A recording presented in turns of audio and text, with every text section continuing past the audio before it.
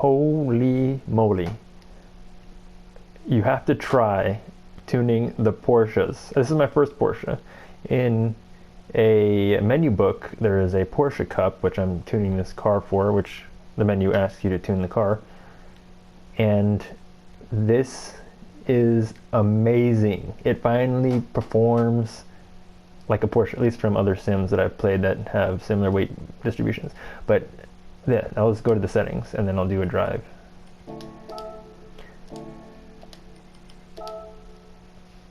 It's amazing. So these are settings I've used before in other sims. Dampers excluded. These are the max dampers. I would like stiffer dampers, particularly in the front. But relatively stiff front anti-roll bar. These are the settings. But the car oversteers. Finally. In Gran Turismo. The weight distribution is on the left. That's the stock weight distribution, but I do have ballast weight. The cambers, I found in, like again, other sims and even Gran Turismo Sport, around 1 degree for wide tires and around 3 degrees for not so wide tires. Really good. But open up the differentials and have a relatively stiffer than my usual settings. Front anti-roll bar, oh, it's amazing. This Porsche is amazing. It turns because the initial torque diff is open, but it is stable because it has a stiff front anti-roll bar. It just rotates perfectly. I mean, I can make it oversteer more. I can make it spin out if I wanted it to, with a more open differential and softer front anti-roll bar, but the ability to tune the cars perfectly, like, I mean, it doesn't go to decimal places in most of the settings, but you can get really, really close to the desirable settings. And these are my aero settings with the, I found with other cars, this is good for top speed.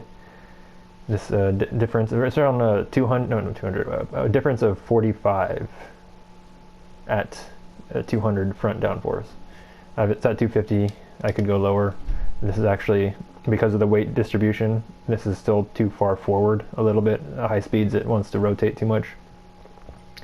And these are the ride heights that gives the car the right amount of rake to rotate as well. And so basically the rake maximizes the under tray downforce, and then because the under tray would cause too much oversteer, I can increase the rear wing angle, giving me the maximum amount of downforce that the car can handle while still being able to turn. So I can, this goes even higher, which is not actually the maximum for this particular car, but anyway, that's beside the point. At these particular settings, this is the both most and least rear wing I'd want to have, because any more and it's a little bit too understeery, and a little less it's a little too oversteery. Maybe actually I'd have a little bit more because it is a little bit oversteery at speed. But anyway, I'm just going to drive the car. It's sports soft tires, by the way. I did some power adjustments for this car because it says to tune the car for the menu book. Whoops.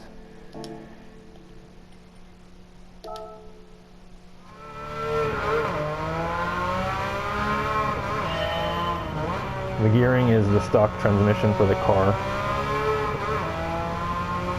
So I haven't tuned the gearing. I only have second gear through fifth gear. That's usable.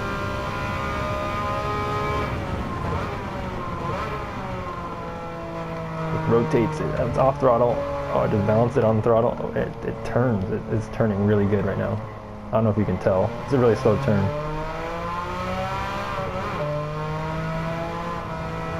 Balance it on throttle through here and it's rotating. Off throttle, the turning is so good. And because it's a Porsche, you can get on throttle real early because of the weight distribution. I'm only running around 380 horsepower, so hopefully that's enough for the race series. It's supposed to be second gear. Just mash the throttle and it sticks. Nice rotation on the brakes.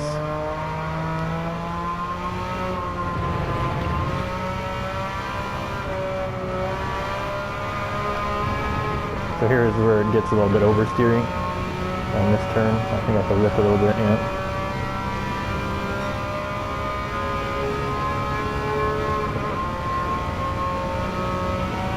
Car's extra weight from weight ballast, so I have to brake early here.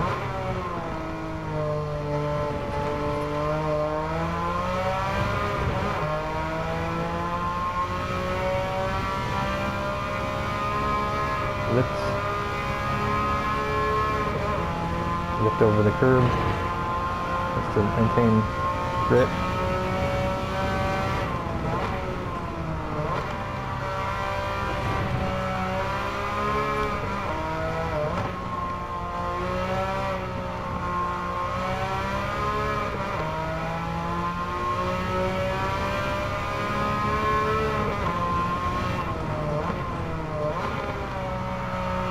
Oh yeah. Just dives into the corner coming off the brakes. And I can adjust that amount of rotation with the differentials. I can just lock up the differentials if it's rotating too much. And second gear. That's about it. Till the next one.